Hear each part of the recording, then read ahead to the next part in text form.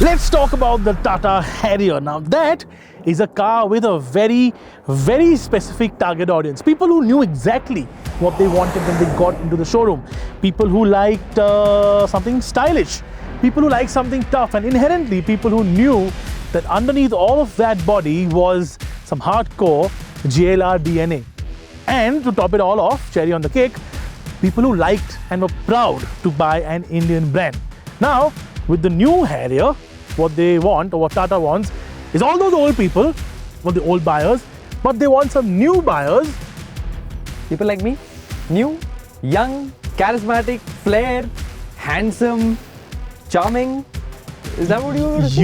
You like these. You like the Harrier. If you let me finish in the podcast, you know I love the Harrier. Okay. I love it. Okay, I'll admit sometimes I come across as overbearing and almost aggressive when we record the podcast, but that's just me. Little bit, I wouldn't say, but what's new? What, new? No, As not in like with the podcast? No, not with that. Me? What's new here? It's apocalypse now. Try escape from metropolis now. Get out of line, that's impossible now. We fucking unstoppable now. Nobody's coming to save you. No, them prophets you praying to play you. New,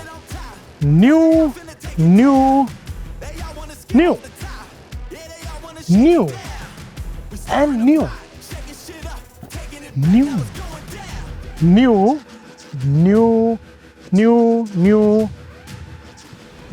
Karan, it's all new.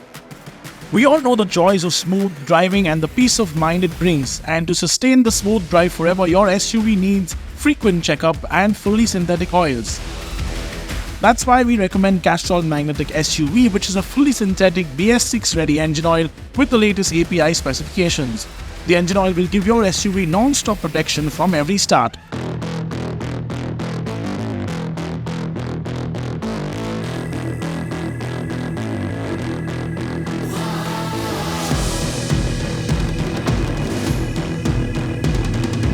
And the color, dude, I really like the color. I love these bright colors, and I honestly think Tata's killing it with all these bright colors everywhere on every car. It's nice. But okay, I've been telling you all these bits and pieces that's new, right? What do you like so far, Karan? My favorite thing is that this looks a lot more like a concept car than it ever did before, and I think that's a great thing. Like on the road, It also looks really contemporary now, no? I mean, look, the Harrier's always been a great looking car, but it was BBW, big, bold and wide and still curvy and pretty. But now this looks, dude, this looks sick. It looks modern. I really like it. I think you've forgotten to complain about the wheels like you always do, but these are 19s, right? No, actually these are 18s, and something really smart about these wheels is the fact that this bit is all metal, but that's plastic. So it actually gives you this sort of look of an aerodynamic wheel, but it's smart, weight saving. And if you buy the dark edition, which is the one we all like, the blacked out, pimped out version, then you get the 19s from the Safari. Safari we'll talk about tomorrow, or well, if you're seeing this later in another video, we'll wait for that. But we do get those bigger wheels. Tires for those 19-inch wheels, damn expensive, but well, cooler. But listen, you know, when people do buy the 19-inch wheel option, and of course they buy the black edition, so it's a cooler car, all those people in Punjab who like the big wheel cars, dude, they're going to be so happy, right? Straight from the factory. Bro, it just struck me. You like big wheels. I love big wheels. You like butter chicken. I love butter chicken. You're and I a know little where this is going. out there with your behavior. I know where this is going. I know. Are you secretly Punjabi, bro? Bro? Cyrus Singh.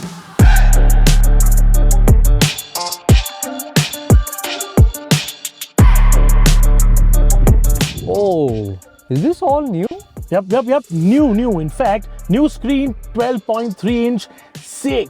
New wheel, 4-spoke, lit. New instrument cluster, 10.25-inch, crisp, and new dashboard and a new AC control. Bougie. You're like the sasta DJ Khalid of PowerDrift, man. Another one. That's what Tata have done, right? So many features. One, and another one. Bro, stop that. Another one. Please tell me one thing that you really like about this interior. For me, the best bits about this car is the way it's all been put together. The quality is truly top notch. And although this was a pre-production car, there were barely any glitches at all. I also like the quality of the cameras, by far some of the best I have seen. And finally, being a bit of a loud music lover, this has got to be one of the best audio setups south of half a crore. Okay, so can we go for a drive now? Dude, this seat is so comfy. I mean, the headrest, perfect. Actually, it's perfect for you considering you like to nap in every car you sit in. Too good. That actually is a fact. I do nap in every car I sit in, especially if it's at the back. I don't nap on the steering wheel, obviously. But that's a new addition, the privacy car, and I like those things because obviously tints aren't allowed, so that's a safe bet to have a little bit more privacy and a little bit more darkness in the back.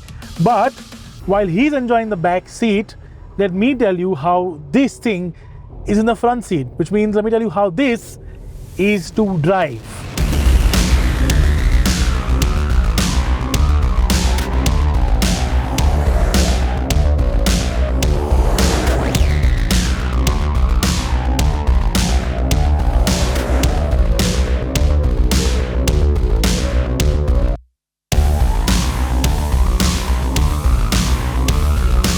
The Harrier we drove was a manual and it was great, but I'd still have the automatic. It's responsive, it feels quick. Yes, it's a little loud on the outside, but inside, it's fine. The ride quality is obviously one of the best there is.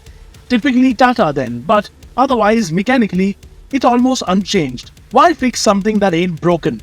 Apart from, of course, the one change that we are really glad about. The hydraulic power steering is gone, and in its place is a brand new electronic power steering unit.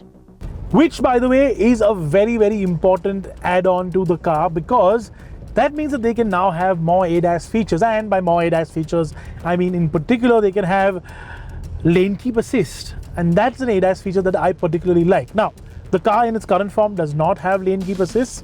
It has the hardware, I believe, to support it, but not activated yet because Tata is still fine-tuning the calibration on it. But it will happen very, very soon. And I'm guessing that people who buy these, it'll be like a sort of switch that they turn on by some sort of software update and have it on. That said, that's not the only positive thing about electronic power steering. Finally, the Harrier feels good to drive in the city. No, it doesn't. It feels great. Granted, you won't have big forearms anymore, but in every other tangible way that matters, the electronic power steering is better. And it's not just the city, it's much better to drive on the highway also. More confidence inspiring for sure.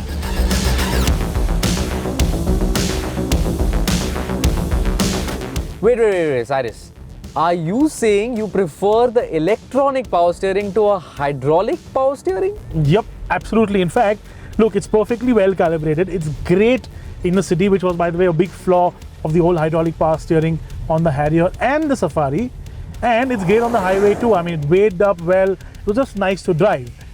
And if Porsche and Ferrari can do electronic power steering and get away with it, Tata definitely can. I mean, at the end of the day, they are a juggernaut, aren't they? Yeah, okay, wait. Just pull over, no? What are you doing? Yeah. Hey, wait. What's this? If two screens weren't enough, there is a third. It shows the terrain response setting, and even though it's a little gimmicky, it lights up the entire console, no puns intended. So outside, inside features, I'm pretty sold on this, dude. It has ADAS and all that stuff, right? You were saying? Yep. Of course, I spoke about the other ADAS feature that we will get in the near future, but the other whole suite is still there, what the pre-facelift car had. Like the important stuff like collision mitigation, braking, autonomous braking, stuff like that, you know. Blind spot assist, dude, that's a mad good feature. All that is still there. Anything else newer, bigger, better? Yeah, it's between my legs. Bro, we'll get demonetized. Can you not talk about stuff like that? No, I'm not talking about what do you think I'm talking about. I'm talking about the 7th airbag, which is there between my between my feet, above my feet. Okay, so ADAS, 7 airbags, and all the structural integrity of this Land Rover derived platform. So if this doesn't get 5 stars, will you dye your hair green. I am so glad you said that because I don't have any hair and thus I don't have to worry about dyeing anything green at all. I mean, this doesn't even count. But look, there are some things that I don't really like and that I think would have been done a lot better. So let's talk about that. I usually like color match dashboards, but this yellow one does not work. An all black interior with yellow seat belts would have been great. And by the way, yellow seat belts was something Tata Motors was actually considering. Sadly, it didn't go through. The driver's seat doesn't go low enough. The AC controls are needlessly complex. And the AC itself doesn't blow low enough on the first setting. I'm also not a huge fan of the rear AC vents and the fact that they don't have their own controls. And finally, that faint whistling noise that the wind makes when it passes over the wing mirrors, that's still there.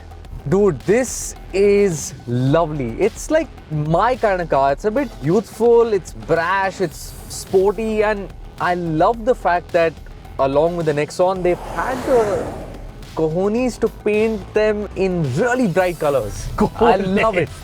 Tata Motors has been... Look, they need a pat on the metaphorical back because yes, you're right. Nexon has been a big upgrade. This has been a big upgrade, at least in terms of the way it looks. Drives pretty similar, but still looks better. I think this car is gonna be super popular. You know, there's a difference between popular and legendary. And now we're gonna speak about something that's absolutely f***ing legendary.